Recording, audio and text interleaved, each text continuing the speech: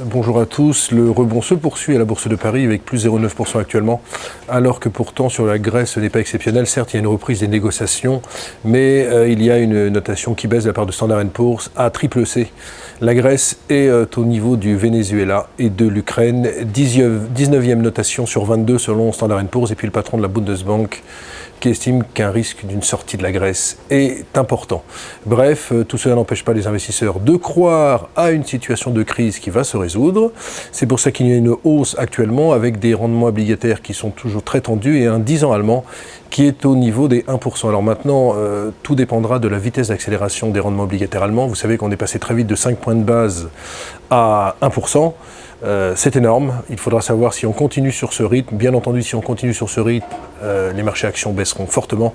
Sinon, si on a une accélération gentille vers 1,20 ou 1,30 sur le 10 ans allemand, il ne devrait pas y avoir trop de bouleversements. Aujourd'hui, sur les valeurs, il y a quelques sociétés qui se distinguent. JP Morgan augmente sa recommandation sur LVMH, il gagne 2,5%. RBS augmente sa recommandation sur JC2Co, 45 € par action, alors que JC2Co vaut 37 €. Là aussi, l'action gagne 2%. Du côté des déceptions, il y en a une, c'est Neopost. Neopost, dont le chiffre d'affaires avait déçu, c'était mardi dernier, qui aujourd'hui annonce une émission d'obligations convertibles pouvant aller jusqu'à 300 millions d'euros. C'est tout de même beaucoup et cela entraîne une baisse de l'action de l'ordre de 3%.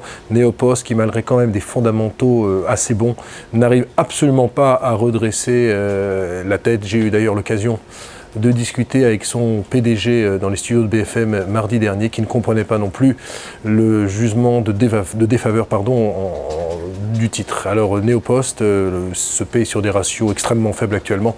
On est sur un PER de 10 qui en fait l'une des valeurs les moins chères de la cote. Voilà en résumé une reprise technique encore, c'est vraiment technique, qui continue à la Bourse de Paris et des investisseurs qui semblent croire à des négociations qui pourraient recommencer et qui pourraient être fructueuses entre BCE, FMI, Commission européenne et la Grèce. Très bonne journée à tous.